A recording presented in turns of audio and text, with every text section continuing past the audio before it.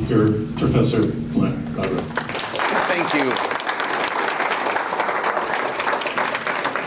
Thank you very much, Professor Hahn, and thanks to all of you for coming this evening. It's an honor to address this year's WOELFL seminar in public policy.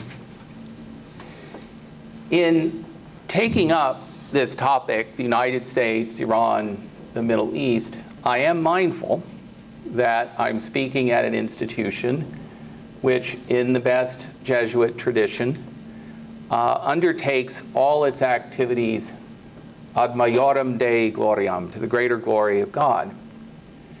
And when I began to think about this, it struck me that in a kind of similar spirit, if I were an Iranian scholar, Iranian intellectual, I would start a presentation like this, even on a seemingly secular, worldly topic.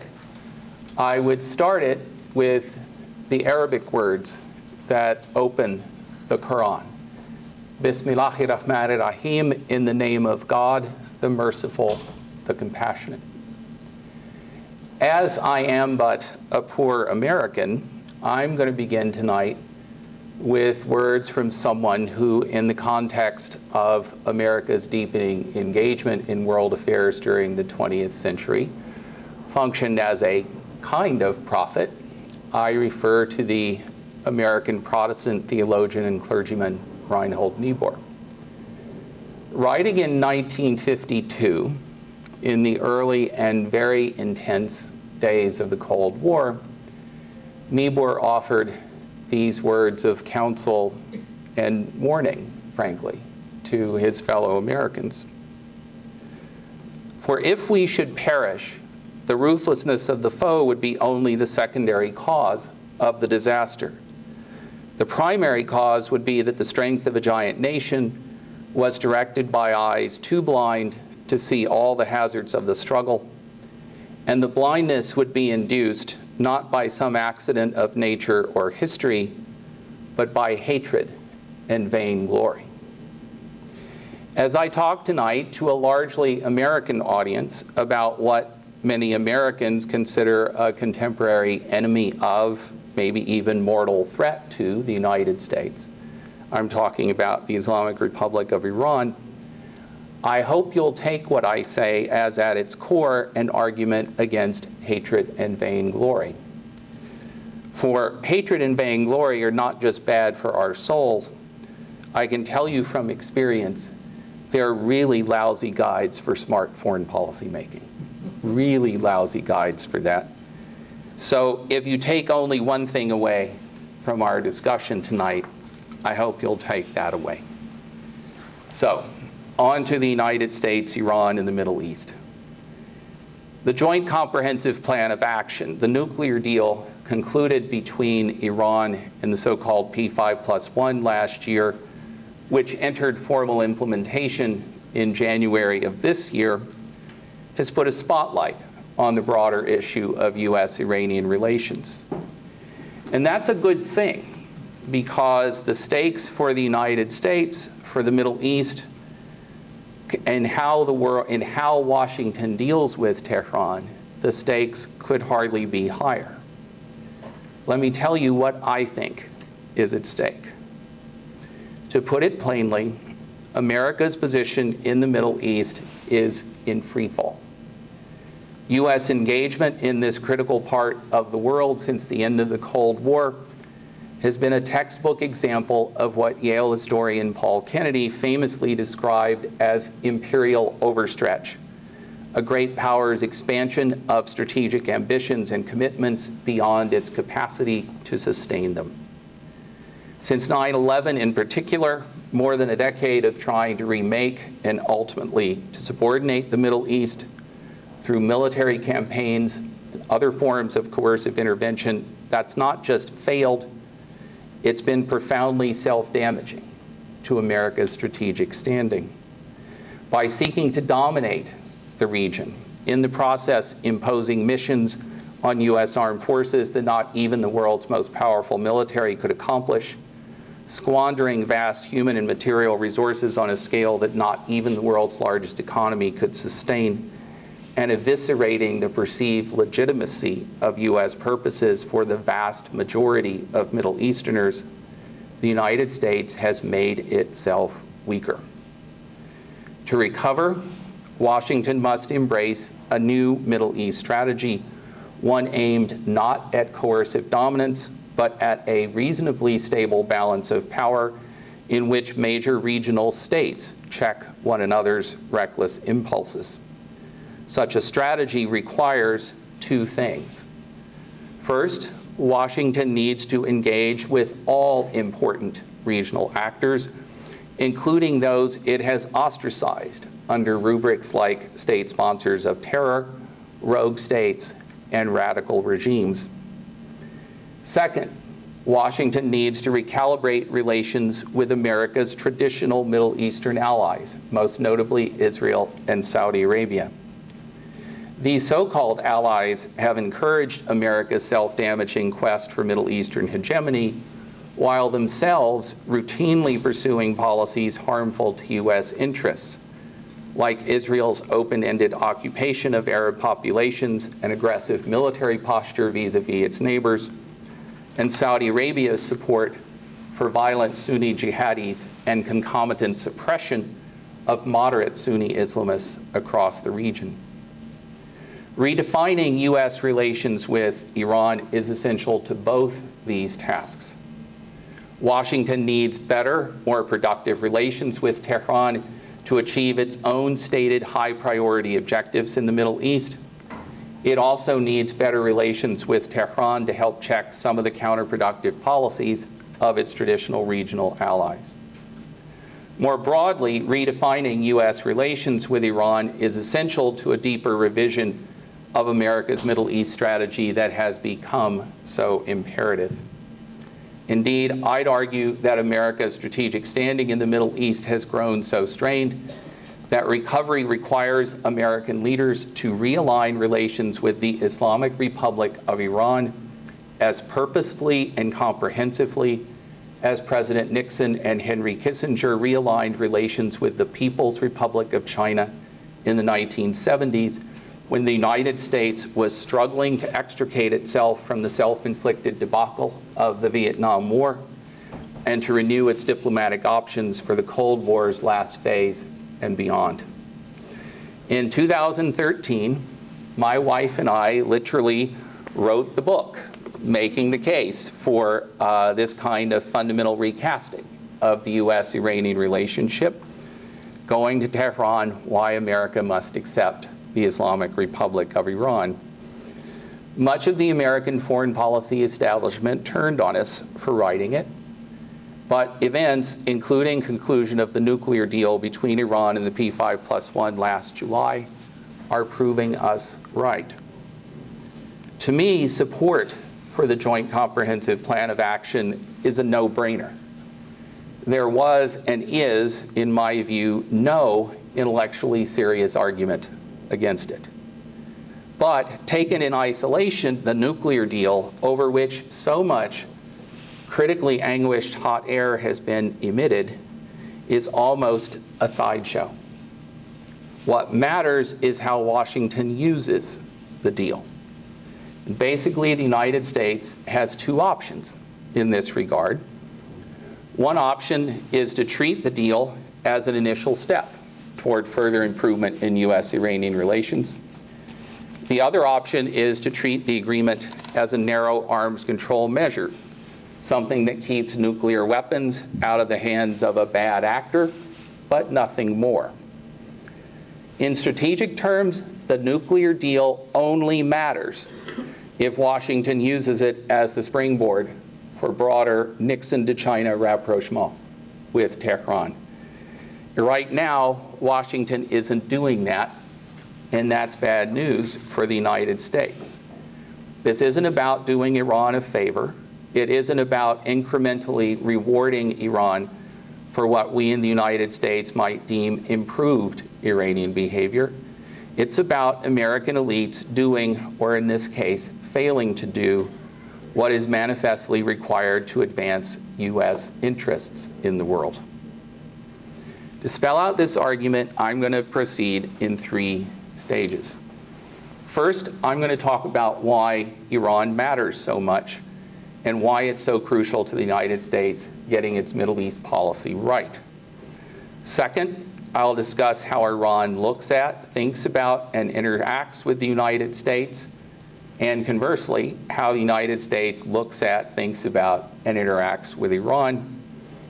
Finally, I'll offer some observations on what U.S.-Iranian dynamics and what I'll characterize as Iran's rise mean for the Middle East, for traditional U.S. allies in the region like Israel and Saudi Arabia, and for the regional strategic environment. Okay, first, why does Iran matter so much?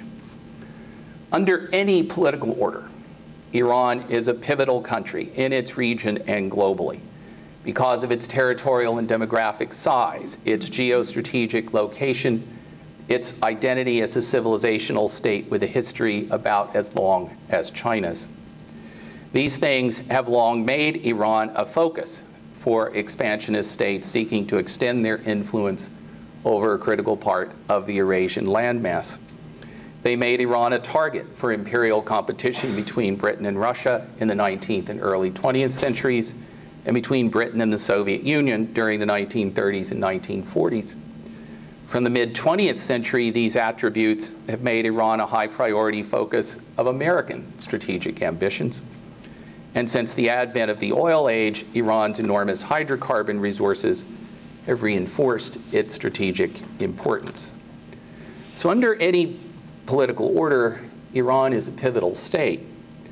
But under its current political order, the Islamic Republic of Iran, founded out of the 1979 Iranian Revolution, politically engaged Iranians have worked to deliver on the revolution's promise to forge an indigenously designed order combining participatory politics and elections with principles and institutions of Islamic governance. The Islamic Republic has worked just as hard to deliver on its revolutionary commitment to restore Iran's effective sovereignty after a century and a half of rule by puppet regimes beholden to outside powers, including the United States, and to pursue real foreign policy independence.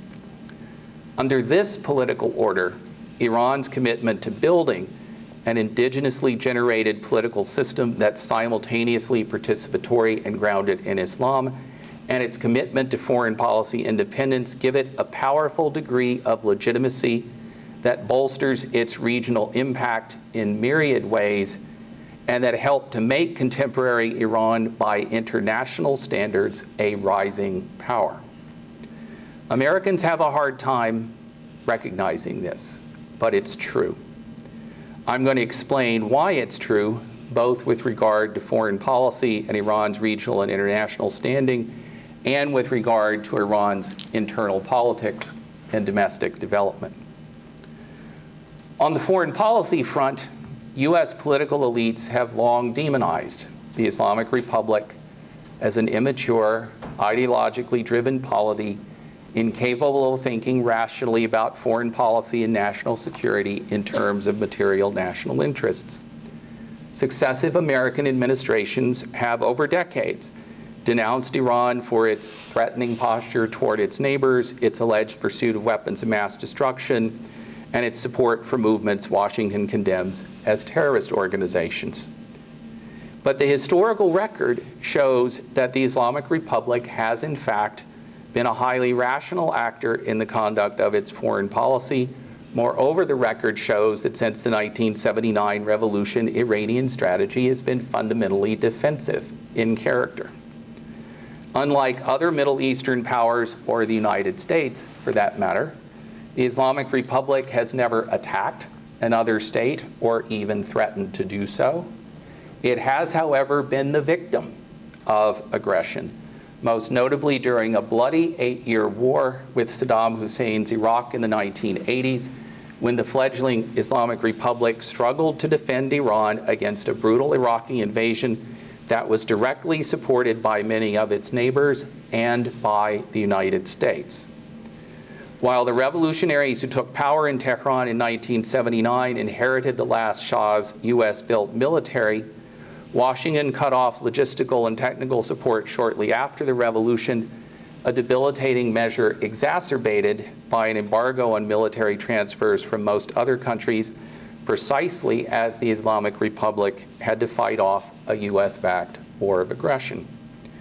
Once that war was over, Tehran shifted resources from the military into reconstruction and economic development, reducing Iran's conventional military capabilities to marginal levels. Iran today has effectively no capacity to project significant conventional military power beyond its borders. Assertions that the Islamic Republic possesses any sort of offensive military threat to its neighbors are quite simply baseless. From the Islamic Republic's founding, its leaders have viewed the United States as the biggest threat, not just to Iran's physical security, but to its political integrity and independence. Iranian policymakers have also seen Israel, a US ally with aspirations to military dominance in its neighborhood, as a serious threat to the Islamic Republic's security and strategic position. And Tehran has been deeply concerned about Saudi Arabia, leveraging its ties to Washington to advance the kingdom's intensely anti-Iranian agenda, including the arming and funding of violently anti-Shia groups like al-Qa'ida and the Taliban. Against this backdrop, Iran has worked over the last couple of decades to develop what military experts call an asymmetric defense and deterrence posture.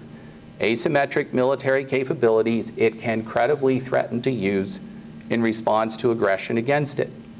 Contrary to American and Israeli assertions, nuclear, chemical, and biological weapons are not part of this effort. Iran is instead relying on conventionally armed ballistic missiles for this purpose, along with a range of interrelated capabilities to disrupt shipping in the Persian Gulf, including both US warships and vessels transporting oil. This posture is routinely portrayed in the West as provocative and threatening, but it reflects a fundamentally defensive logic described by one Iranian strategist as a situation in which Iran's security is equivalent to regional security, and conversely, Iran's insecurity will produce regional insecurity. In other words, the classical logic of deterrence. Even the US Defense Department acknowledges the defensive character of Iranian strategy. As a recent Pentagon report puts it, this is a quote, "Iran's military doctrine is defensive. It is designed to deter an attack, survive an initial strike, retaliate against an aggressor, and force a diplomatic solution to hostilities while avoiding any concessions that challenge its core interests." Just as significantly, this fundamentally defensive asymmetric posture has let Iran devote more resources to its own development, an important point I'll pick up on in just a couple of minutes. As I said, there's no evidence, zero, that weapons of mass destruction are part of Iran's defensive military posture. Once again, though, the Islamic Republic has been a WMD victim. During its war with Iraq, Iran was subjected to years of chemical attacks against civilian as well as military targets. And for much of that time, the United States, to its shame, prevented the United Nations Security Council from taking any action on the issue.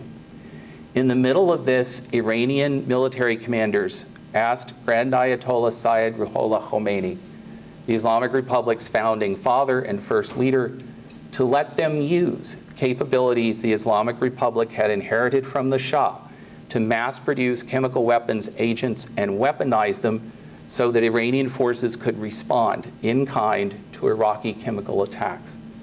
But Imam Khomeini said, while Iran itself was being subjected to chemical attacks, Imam Khomeini said no.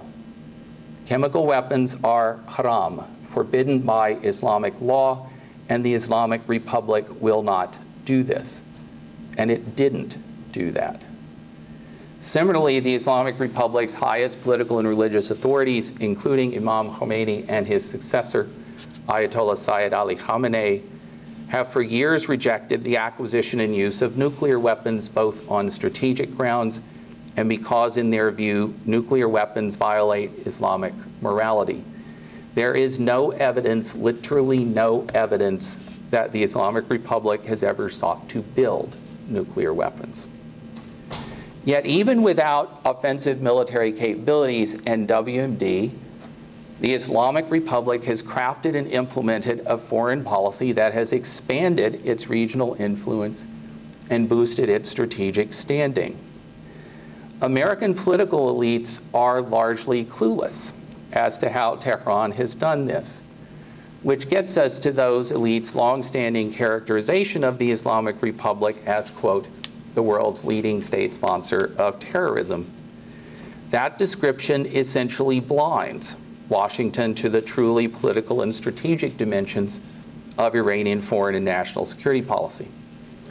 Even with its increasingly robust capabilities for asymmetric defense and deterrence, threats to the Islamic Republic's security and independence are magnified by what military planners call lack of strategic depth.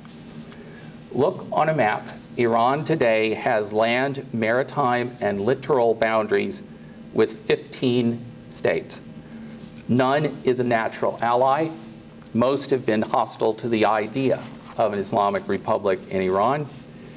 Many of them and other states in the Islamic Republic's regional environment are also susceptible to co-optation as anti-Iranian platforms by the United States, Israel, and/or Saudi Arabia.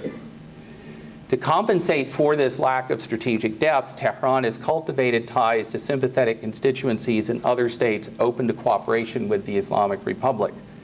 The Islamic Republic has made a point of aligning with constituencies systematically marginalized by their country's existing power structures. Shia majorities in Iraq and Bahrain, Lebanon's Shia plurality, Shia and anti-Taliban Sunnis in Afghanistan, Zaidis in Yemen, Iraqi Kurds, occupied Palestinians. By helping such communities organize to press their grievances more effectively, Tehran creates options for influencing on-the-ground developments in contested venues across Iran's strategic environment. In some cases, the ways in which Iran helps these communities prompts Washington to ding it for sponsoring terrorism or to designate Iran's allies as terrorists. But for more than 3 decades, Iran's proxy partnerships have helped it push back against hostile initiatives. U.S. military intervention in Lebanon in the 1980s, Israel's occupation of southern Lebanon, Saudi-backed expansion of Taliban control in Afghanistan, Saddam's antagonism toward the Islamic Republic, U.S. occupation of Iraq, initiatives that threatened Iran's strategic position. They've also enabled Tehran to reduce the chances that nearby states, Lebanon, Afghanistan, post-Saddam Iraq, Bahrain, where America's Fifth Fleet is based, that those states will again be used as platforms to attack the Islamic Republic or otherwise undermine its security and independence. Over time, the payoffs from the proxy component of Iranian strategy have been amplified by Iranian allies' political gains. Given the chance, Iran's partners have repeatedly shown themselves capable of winning elections in their local settings and winning them for the right reasons, because they authentically represent unavoidable constituencies with legitimate grievances. And that expands Iran's regional influence big time. Tehran doesn't manufacture its partners by paying people as mercenaries. It didn't create Iraq's Shia majority or Bahrain's. It didn't create Lebanon's Shia plurality, occupied Palestinians, or the Zaidis in Yemen. Those are realities. But Iranian support for these communities means that any expansion in political participation in their countries empowers Tehran's allies. Neither of America's most prominent Middle Eastern allies, not Israel, not Saudi Arabia, can say this. In fact, their position is just the opposite. Any expansion of political participation in other regional states works against their interests. For its part, the United States either dismisses this aspect of Tehran's strategy as support for terrorism, as I noted, or at best marginalizes it as Iranian meddling in regional affairs. But in taking this approach, Washington is unnecessarily cutting itself off from being able to deal with important regional actors. Is Iran really going to stop supporting Iraqi Shia? Is it really going to stop helping Lebanese Shia? Is it going to stop helping people in Afghanistan, Sunni and Shia, who don't want to live under the Taliban? I don't think so. In fact, as the threat of Sunni jihadi militancy embodied in al-Qa'ida and the Islamic State gets worse, and it gets worse as a consequence of the disastrous U.S. invasion and occupation of Iraq, the equally disastrous U.S. intervention in Libya, and policy choices by U.S. allies in the Middle East, like Saudi Arabia and Turkey. As the threat of Sunni jihadi militancy gets worse, Iran is going to intensify its support for the constituencies it has traditionally backed, and for the renewal of secular government in conflicted multi-ethnic and multi-confessional societies like Syria.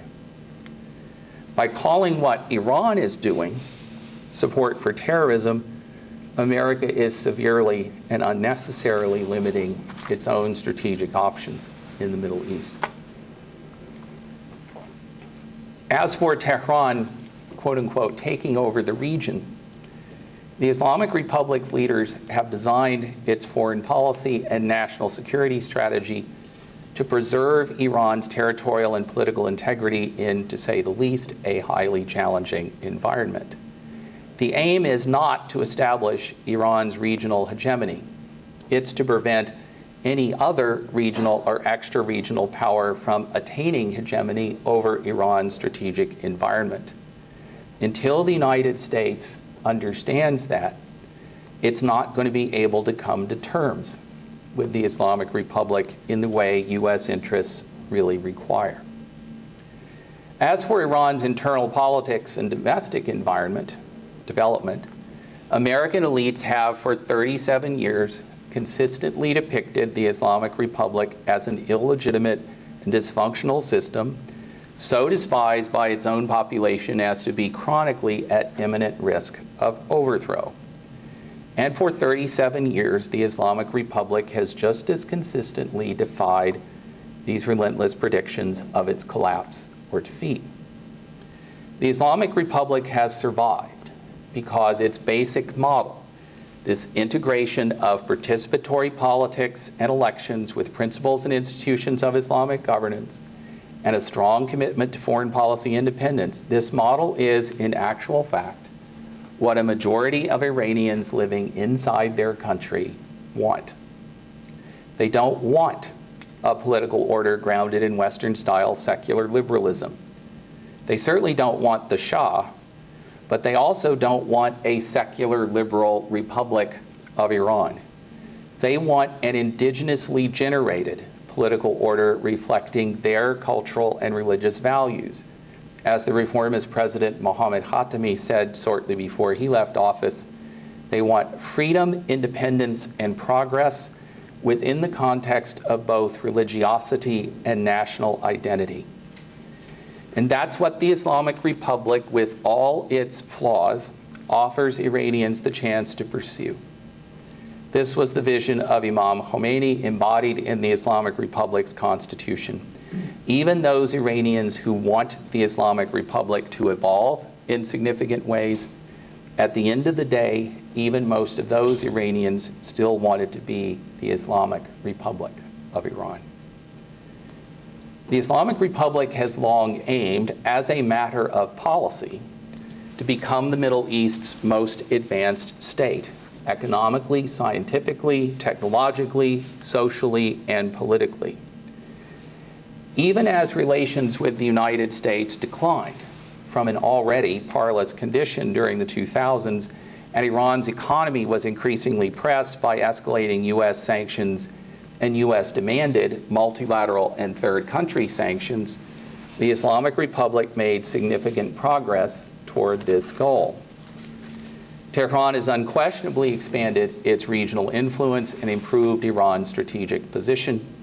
The Islamic Republic has also achieved developmental outcomes in terms of alleviating poverty, delivering health care, building infrastructure, providing educational access, and yes, expanding opportunities for women that are not only more progressive than the Shah ever achieved, but are deeply impressive by international standards. In 2007, the same Goldman Sachs research unit that previously coined the concept of the BRICS, Brazil, Russia, India, China, identified Iran as one of its next 11 countries, the next generation of big emerging markets. Over the last 2 decades, increasing investment in scientific and technological research has produced a remarkable surge of cutting-edge work across a wide range of fields, measured by the number of technical papers published by Iranian researchers in internationally recognized refereed journals and by other indices. Iran is now the leading scientific power in the Middle East and has the fastest rate of growth in scientific output of any country in the world. And while much derided in the West, the Islamic Republic's political system has arguably proved itself to be the Middle East's most functionally stable political order. Now, with conclusion of the Joint Comprehensive Plan of Action, the nuclear deal between Iran and the P5+1, and the JCPOA's initial implementation in January 2016, elites across the Iranian political spectrum believe with good reason that the Islamic Republic is poised to join the ranks of the world's most important countries. Within this consensus, elites disagree over some aspects of the most appropriate economic and strategic orientation to facilitate Iran's continued ascent. We'll talk about that in just a minute. But there's broad consensus on the end goal. Indeed, some Iranian policy elites have suggested that Iran should now be considered, at least putatively, in the same club with Germany, India, Brazil, and Japan. Countries that, while not permanent members of the UN Security Council, are perennially identified as prospective candidates for this status in discussions of Security Council reform. I don't think such assessments are fanciful. More importantly, influential constituencies around the world hold similar assessments of Iran's prospects. In global perspective, the Islamic Republic is a rising power. So that's why Iran, the Islamic Republic of Iran, matters. It's become an absolutely central, indeed indispensable player on the most important issues in its regional environment: the fight against jihadi extremism, whether embodied in al-Qa'ida or now the Islamic State, pursuing serious conflict resolution in Syria or in Yemen, addressing the ongoing challenges of post-conflict stabilization in Afghanistan. More broadly, the Islamic Republic is essential to any serious discussion of what regional order in the Middle East looks like after the failure of America's hegemonic project there.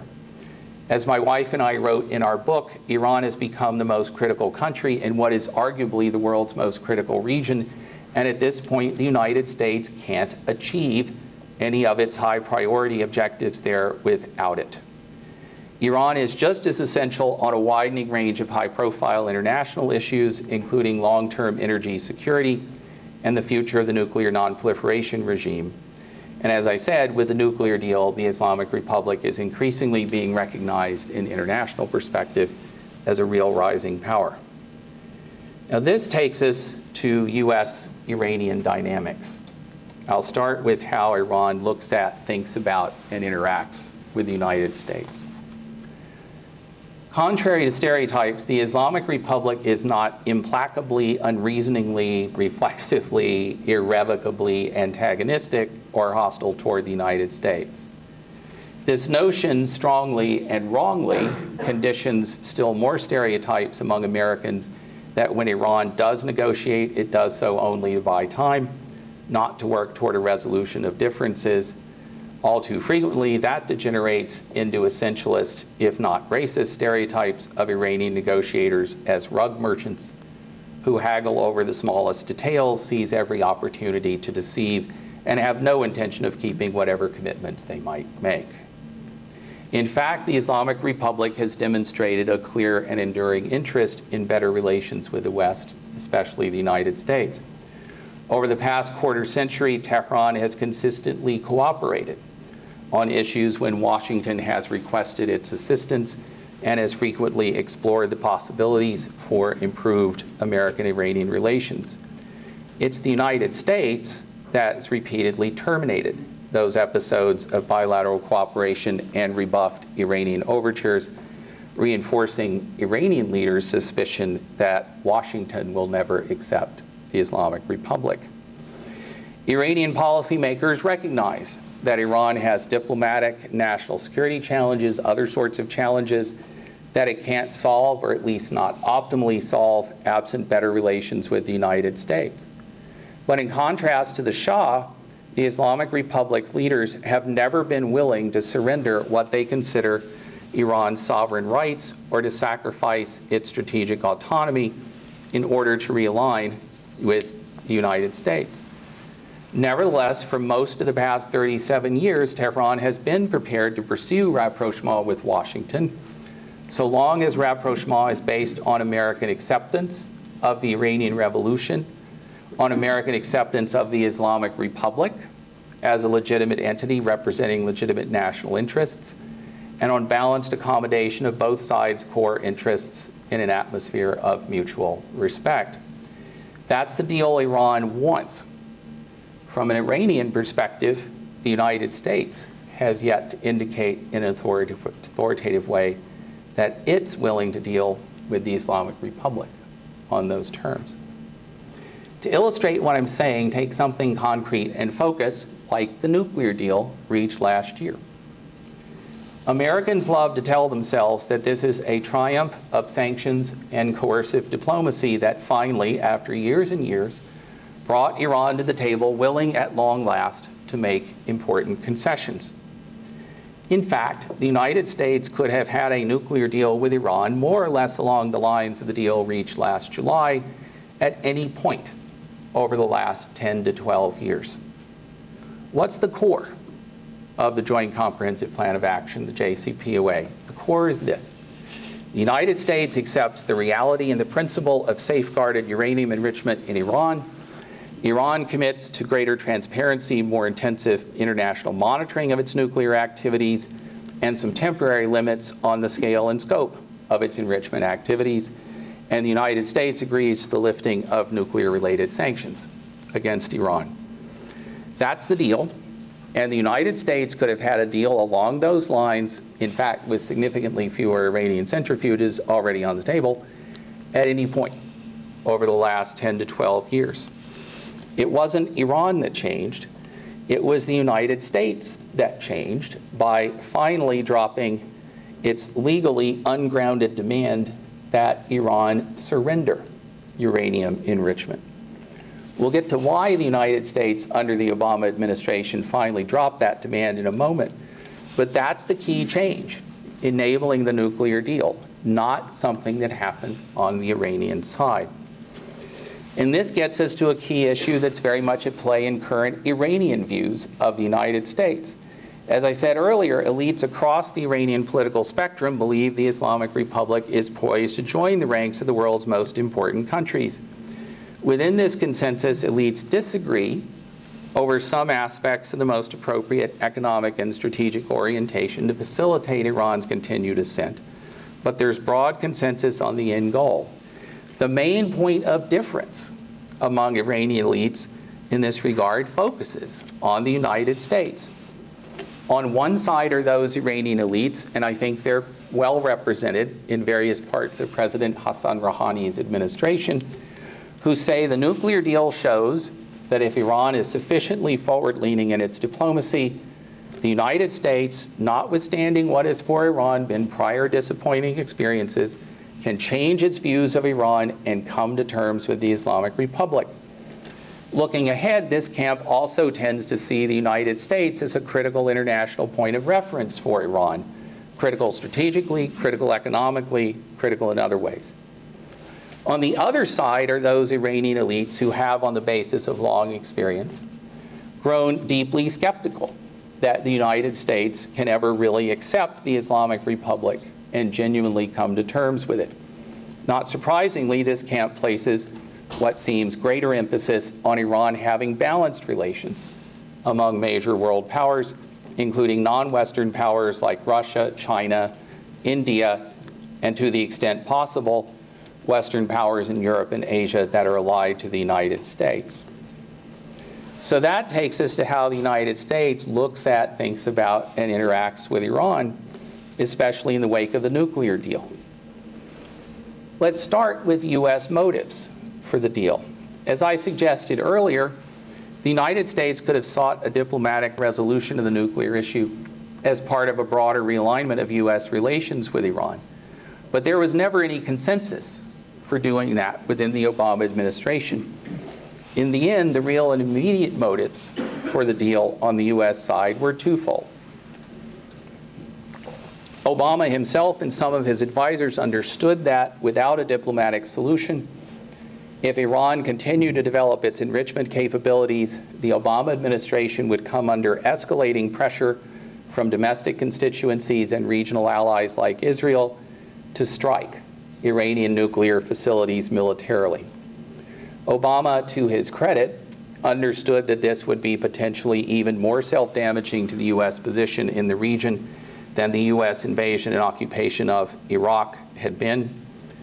He decided to get serious about seeking a nuclear deal with Iran to avoid another grossly self-damaging U.S. war in the Middle East. The Obama administration also sought a deal because Obama and some of his advisors understood that sanctions were at their limit. The U.S. didn't just impose primary sanctions on Iran, basically sanctions barring Americans from doing business with Iran. It imposed what are called secondary sanctions, basically sanctions that threaten third country actors, not for anything they do in U.S. jurisdiction, but for doing otherwise lawful business with Iran.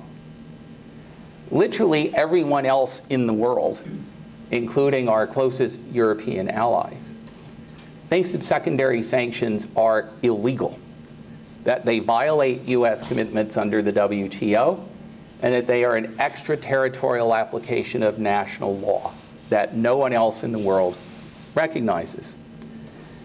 But nobody really wanted to challenge the United States on this in Geneva, and the United States was very careful not really actually to apply secondary sanctions very much to avoid getting taken to court in Geneva. But Obama knew that there was more pressure coming, and that the next round of secondary sanctions legislated by Congress would, for example, require the administration to go to China and tell China, you can't buy any more Iranian oil or we are going to sanction you. Obama understood that at that point, China was going to call the U.S. bluff, would say no, and the whole sanctions edifice would come crashing down. And so that was another reason to get serious about seeking a deal. Those are the real reasons why Obama decided to bite the bullet in late 2012, early 2013, as his second term is beginning, to bite the bullet on Iranian enrichment. He sent then Deputy Secretary of State Bill Burns on what was at the time a secret mission to meet with an Iranian counterpart in Oman and to convey a message from Obama that Obama understood that if there was going to be a nuclear deal, the United States would, as part of that deal, need to recognize the principle and reality of safeguarded enrichment in Iran. That's what enabled the negotiations to be moved forward that produced the JCPOA last year. Looking ahead, as I said, the U.S. has two options for how to move ahead from the deal. One option is to treat it as an initial step toward further improvement in U.S.-Iranian relations. I know there are at least some in the administration who would like to use the agreement to do this. The other option is to treat it as a narrow arms control measure. And in this regard, administration officials who want to use the nuclear deal to catalyze a bigger opening acknowledge that there's no consensus in the administration on this point. Not only is there no consensus in the administration to use the nuclear deal as a springboard for a wider diplomatic opening, the administration's difficulties in figuring out how to provide Iran with the tangible sanctions relief it's promised in the JCPOA suggests the United States may be less than fully committed to implementing the deal, even as a narrow arms control measure. Let me conclude with just a couple of observations about U.S.-Iranian dynamics and what I think they mean for the Middle East more broadly. And I'm going to focus on these two traditional allies of the United States in the region, Israel and Saudi Arabia. For Israel, the real problem with Iran is not Iran getting nuclear weapons. You don't have to take my word for it. In 2010, Ehud Barak said that when he was last Israel's defense minister. He said that on the record to the New York Times. The real problem, as Barak put it, is that even an Iran that had some measure of nuclear capability, like fuel cycle capabilities, it might, in theory, be convertible into weapons capabilities. That even, Barak said, even if Iran got nuclear weapons, it wouldn't use them against Israel. It knows what would happen in response. But Barak said, the next time Israel wants to attack Lebanon, the next time Israel wants to attack Gaza, if Iran has a certain level of nuclear capability, Israel might have to think twice about it. Doesn't mean that, according to Barak, that Israel wouldn't in the end do it, but the decision-making would be more complicated. Israel has a strategic doctrine that basically rests on Israel's unilateral freedom of military initiative in its own neighborhood. Its ability to use force first, disproportionately, and for basically whatever purpose Israeli leaders think is desirable. Iran's rise gets in the way of that strategic doctrine.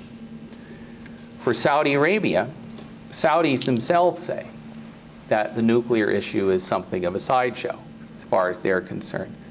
The real concern is an Iran that under an Islamic republic, and if you really want to get Saudis agitated, use Islamic and republic in the same sentence. The real concern is a balance of power concern. Iran is bigger geographically and demographically. It's scientifically and technologically more advanced than Saudi Arabia. Saudi Arabia doesn't like the competition. There's a religious dimension too, but it's not Sunni Shia. It's the divide over how you legitimate government in Islamic terms. The Islamic Republic says you can have Islamic government through elections. From a Saudi perspective, if that message ever really takes hold, whether in a Shia form like the Islamic Republic or in a Sunni form like the Muslim Brotherhood championed, the argument for monarchy in Saudi Arabia goes out the window. That's what's at stake for Saudi Arabia. It's not about their security in any meaningful sense. It's about their maintenance of a particular kind of political order linked to a particular interpretation of Islam that doesn't want to have to compete intellectually with what Iran represents. It is manifestly in U.S. interests to come to terms with the Islamic Republic of Iran. It is what America needs to do to have a more effective foreign policy in the Middle East and, frankly, a more humane foreign policy in the Middle East. Thank you very much. I'll be happy to take your questions.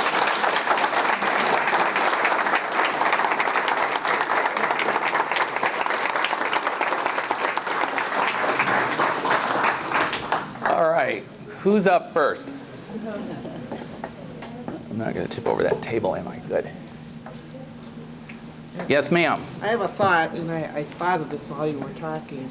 If you had an opportunity to sit down and speak with the next president of the United States, what would your recommendation be? What would your posture, what would you present to them in the way, whoever the person is, winds up being? I think it would be, I might not necessarily lead with Iran. I wouldn't want the next president's head exploding while I was talking to him or her.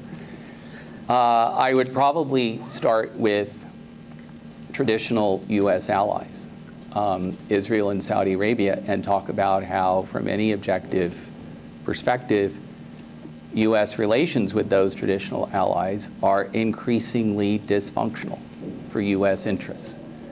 These countries routinely do stuff that is bad for the long-term strategic position of the United States.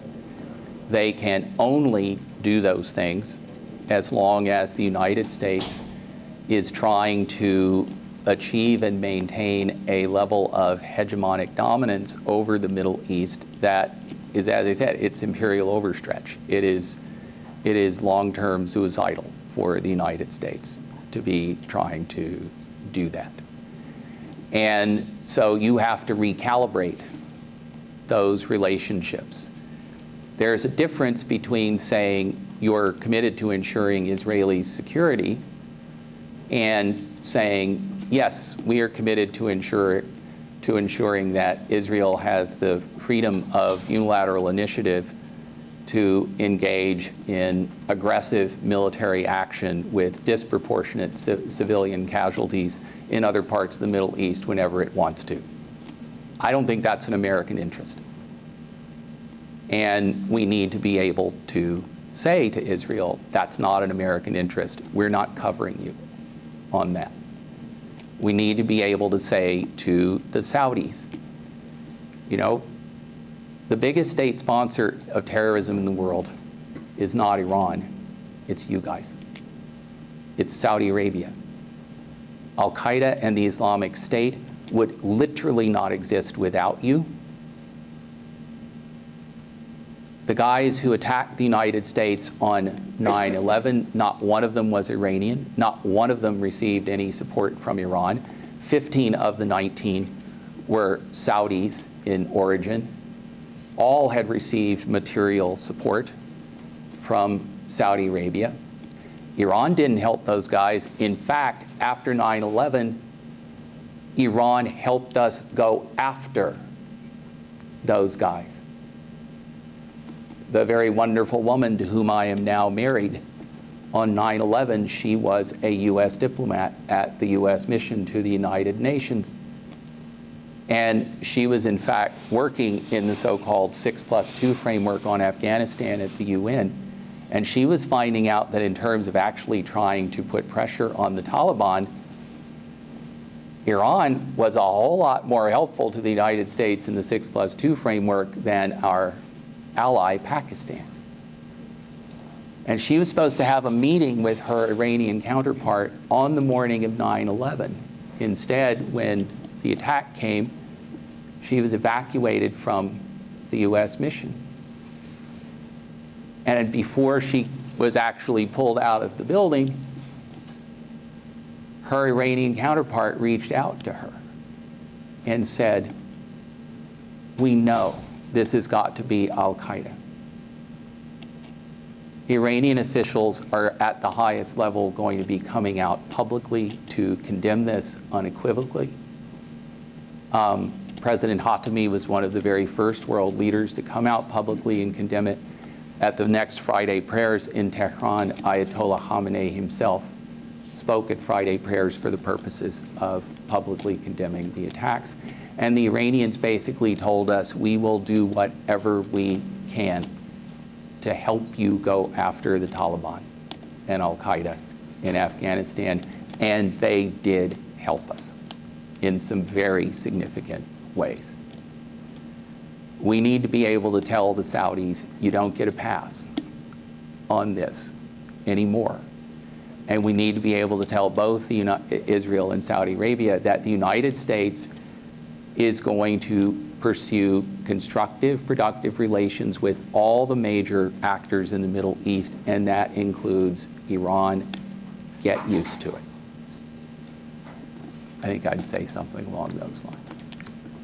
Thank you. Yes, ma'am.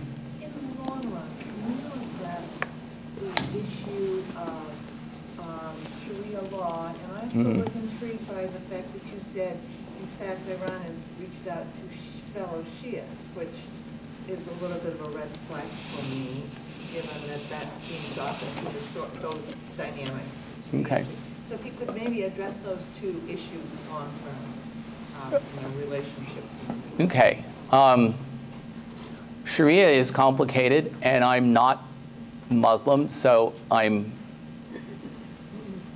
always a little bit skeptical about telling audiences, which may very well include practicing Muslims, to tell them that I'm going to tell you what Sharia is all about. But I will try and explain what I think are some important attributes in the way that Iran as a Shia society approaches Sharia. In broad terms, there are two ways of reasoning legally in Sharia. There is a reasoning by analogy. Classic example that everyone uses to illustrate this is the Muslim prohibition on Muslims should not drink alcohol. If you actually look at where the Prophet Muhammad addresses this issue, what he says literally in Arabic is, you should not drink wine made from grapes. Okay? Now, using this kind of reasoning by analogy, Muslims have, from the earliest days of Islam, said, okay, the Prophet's not saying, don't drink this because it's made from grapes, and you can kind of have all the scotch you want. He's saying, don't drink this, the wine made from grapes, because it's intoxicating. And so, by analogy, the point is, don't drink alcoholic beverages that could intoxicate you. This is I don't think any Muslim's going to argue with what I just presented there. Then there's a second form of argument. It's called ijtihad. And it is a kind of independent reasoning, okay, in a situation in which maybe the Prophet didn't talk about some subject. Maybe the Quran doesn't address some subject, with passage of time, the advance of history, expansion of scientific knowledge, all kinds of stuff comes up. Ethics of organ transplantation. I don't think the Prophet said a whole lot about that, okay? So in ijtihad, the idea is you are allowed basically to try and extrapolate what the relevant principles are in the Quran, in the Hadith, in other sources of Sharia. Extrapolate the principles and then try and apply them as best you can to this kind of new situation. Historically, Shia Muslims, Shia scholars have always been free to do ijtihad. Ijtihad basically, I don't want to say died out, but it became relatively rare in the Sunni world, basically about 4 or 5 centuries into the Islamic era. In the Sunni world, there was a sense that the further away you get from the time of the Prophet, the original Muslims, the shakier your ground is for doing this kind of ijtihad, so maybe it's just better not to do it. Shia have always been free to do it. So you end up getting, in the Islamic Republic of Iran, because of this, some really, counter-stereotypical progressive outcomes. I'll give you one example that I think may just kind of freak you out a little bit. Imam Khomeini, founding father of the Islamic Republic, one of the great Shia scholars of his era, decided very late in his life, based on learning more about kind of what we would now call transgendered identity, that transgendered identity is, in fact, a biological condition. And on that basis, founding father of the Islamic Republic of Iran issued a fatwa, a formal religious judgment, saying that for people who had been medically diagnosed as having transgendered identity, if they wanted to proceed with gender reassignment surgery, that this should be provided to them through the Islamic Republic of Iran's national health care system. And Tehran today is literally the center for gender reassignment surgery in the whole Middle East as a result. Okay? The Islamic Republic of Iran guarantees women who work basically 2 years of modified work schedule in order to breastfeed a child. You get 6 months paid leave, and you get 18 months of basically you are able to adapt your schedule to accommodate breastfeeding. I can cite you articles in peer-reviewed journals where researchers have come from places like Sweden and Australia and studied this, and they write articles that this is more progressive than we do for women in our countries. The basis for this progressive policy is essentially a hadith, a saying of the Prophet, where the Prophet in his lifetime says, not always possible. I suspect the maternal mortality rate in Arabia of Muhammad's day was not great. But if it's at all possible, it's really ideal for a child to be breastfed by his or her mother for the first 2 years of life. And the Islamic Republic has made a really remarkably progressive piece of social policy on the basis of an utterance of the Prophet Muhammad. Access to higher education. In Iran, university admissions are done on the basis of one very high-stakes test that you take in your last year of high school. How well you do on this test determines where you can apply to university and what you can apply to study. Now, in Iran, on the basis of this system, the majority of university students in Iran are female. The majority of students in the best, most competitive Iranian universities are female. The majority of students in engineering and science fields in Iran are female. The majority of medical students in Iran are female. And okay, those women are going to have to dress in ways that we would not want to mandate in Western societies, but they do what their scores qualify them to do and what they have the ambition to do. And I think that the Islamic Republic has, and Iranians will tell you how imperfect the system is, how much more they still have to do, how much more still needs to be done. But it's their system. They created it. It wasn't imposed on them by outsiders. And if there are flaws with it, it's up to them to fix it. But this system has actually let them, and I think part of it is this kind of tradition of ijtihad in Shia Islam, that you've been able to achieve in some areas, some pretty impressively progressive results. Yes, sir. Iran's strong connections with Russia and their backing of Assad's regime in Syria, what kind of effect does that have on our relations? Well, I gave Obama credit for doing the nuclear deal, so I'm going to ding him on his Syria policy.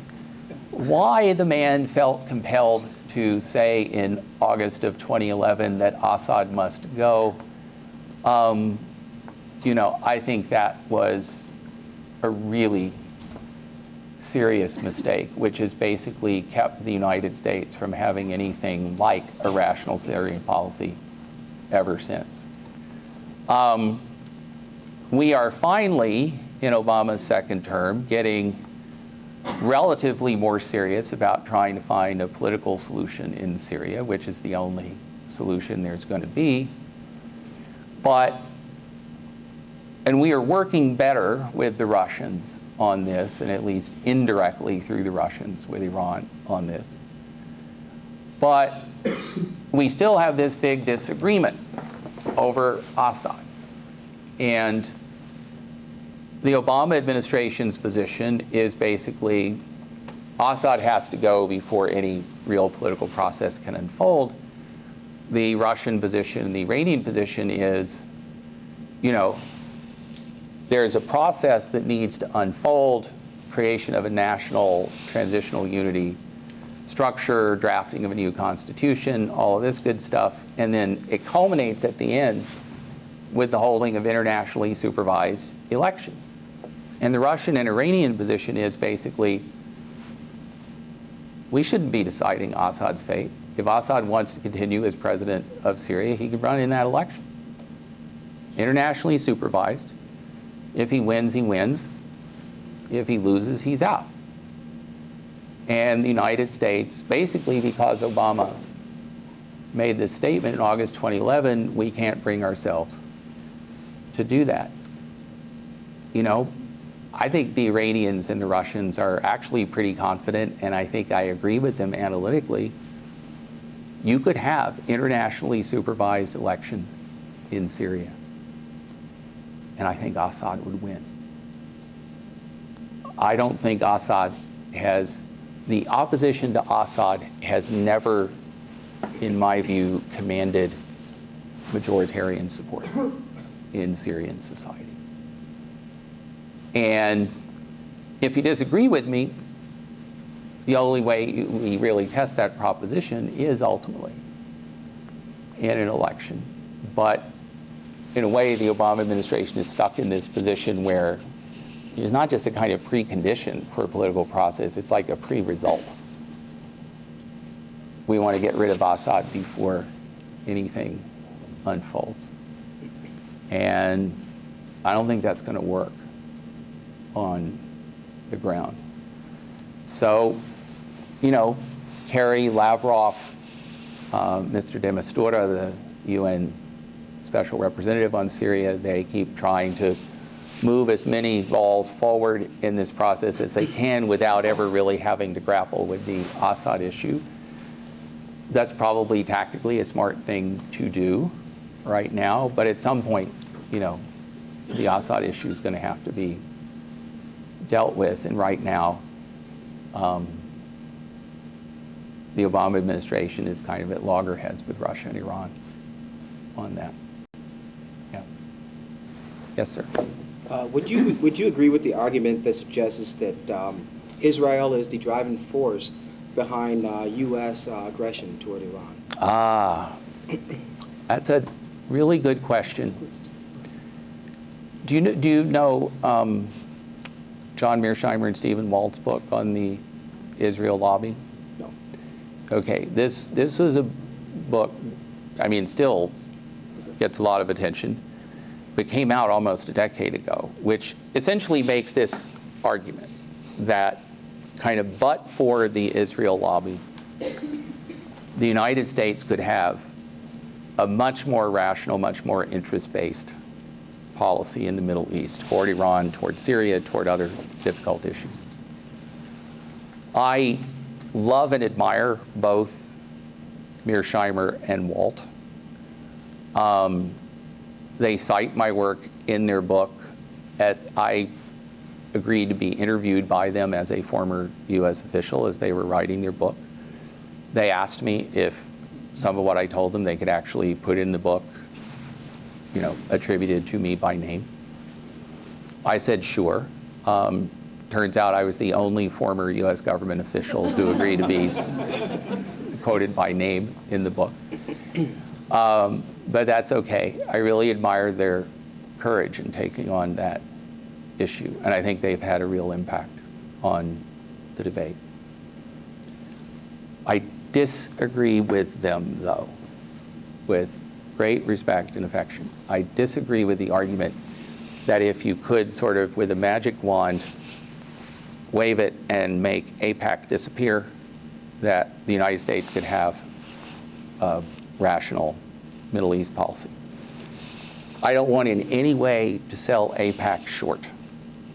In terms of being an effective lobbying organization, people compare them to the NRA on guns. I think AIPAC is better on what it does than the NRA, and I'm not trying to shortchange the NRA in terms of being an effective lobby. But I think part of why AIPAC is so effective is because it's pushing on an open door. Basically what AIPAC has done, and they have done it brilliantly, is they convince American policymakers that you guys want the United States to be the dominant power in the Middle East. And we in Israel agree. The United States needs to be the dominant power in the Middle East. And you know what will help you create the kind of pro-American regional and security order you dream of presiding over in the Middle East? A strong Israel with nearly absolute freedom of unilateral military initiative. That'll actually help you guys get where you want to go. And American policymakers say, that sounds great. And so even if you waved your magic wand and made AIPAC disappear, I think the kind of hegemonic agenda stays on. There's still a half-life in that thing. And so I don't think AIPAC helps us have a good Middle East policy, but I also don't think it's, you know, the most fundamental root of bad policy.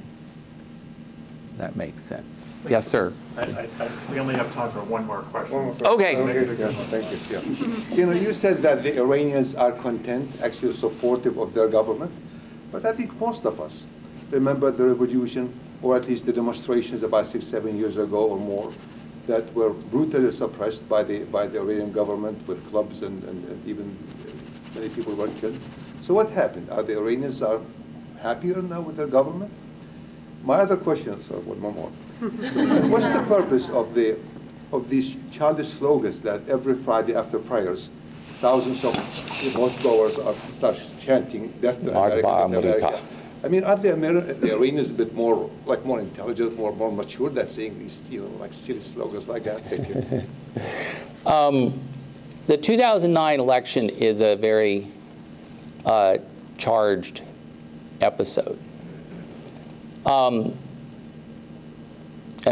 we have a whole chapter in the book, and I think, frankly, of everything we wrote in the book, the thing that made more people, more Americans, angry at what we wrote was a chapter on the 2009 election. Because what we said was that, and we looked into the election process very, very thoroughly. And we looked into the returns very, very thoroughly. And we looked at the available high-quality polls done before and after the election very carefully, including polls done by Western polling groups as well as by people I know are good pollsters at the University of Tehran. And what we found was that while there were lots of claims of electoral fraud, there was no demonstrated evidence of electoral fraud in an environment in which it would actually have been, if the kinds of fraud that people were claiming had taken place, it would have been relatively easy to show it. And nobody, not Musavi, not anybody in his campaign, ever came up with any concrete evidence of fraud. Every high-quality poll done in connection with the election, done by Westerners, done by Iranian pollsters, showed that Ahmadinejad's re-election with roughly 2/3 of the vote, which is what the official results say he got, was eminently plausible as an outcome. Now, he was a very polarizing figure, and the people who did not like, who opposed him, who wanted to vote him out of office, they really didn't like him. And those people turned out in the streets in droves. A lot of it was focused in Tehran. The official results show that Musavi polled very, very strongly, especially in North Tehran, the more affluent part of the city. And that's where a lot of the unrest happened, a lot of the protests. And there were some very, very harsh security force responses to the demonstrations. There was one prison where 3 people who were detained for participating in demonstrations died at the hands of their jailers. The prison was ultimately closed. 12 security force personnel at the prison were convicted. 3 of them were sentenced to death, and those sentences are still pending appeal. But yeah, there was a really, there was a very severe response. But basically, there was never any proof of fraud, and at least the polling data would suggest that the outcome in the official results was plausible. I think that for people who opposed Ahmadinejad, it was, a kind of flippant example, but my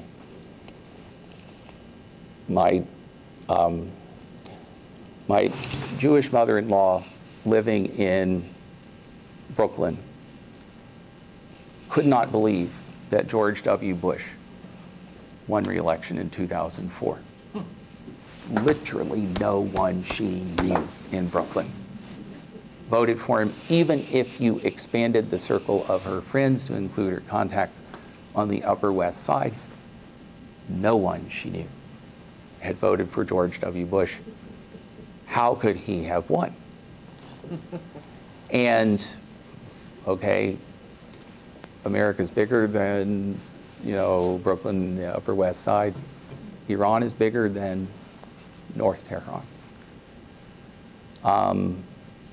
I'm inclined to think Ahmadinejad actually won re-election.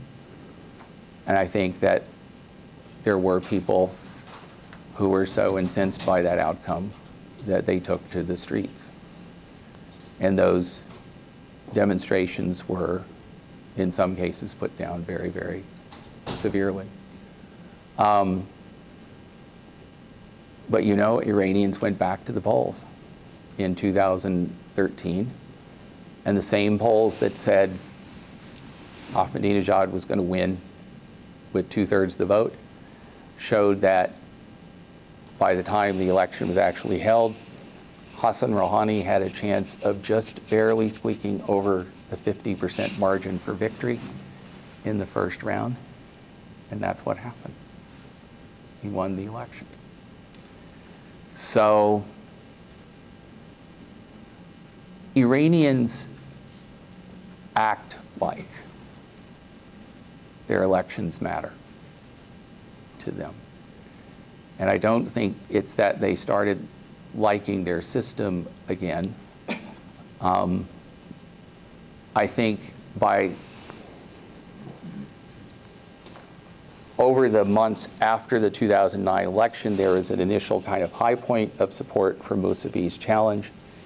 Then when Mousavi failed to produce concrete evidence, and Khamenei was very, very astute in the way he handled this a week after the election.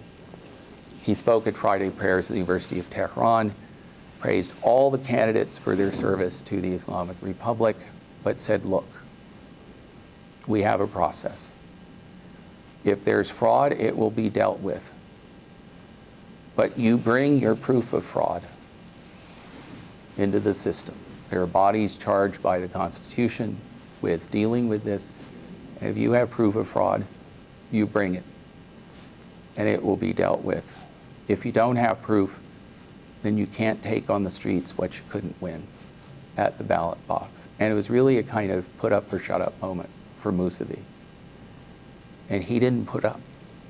And after that, I think popular support for the demonstrations really eroded pretty quickly. I have talked to any number of Iranians who voted for Mousavi, who in some cases worked in his campaign, who went out and protested in the first week after the elections on the street, were very mad at some of the security forces' response. And they say they could not imagine that a man like Mousavi that they had voted for would say there was fraud if he didn't have proof of fraud. But then when he didn't produce the proof, a lot of those people, I think got disenchanted. And that's my reading of the 2009 election. Well, I think we have to bring this discussion to an end. It's been very interesting. I wish it could go on for another hour or two. But join me in thanking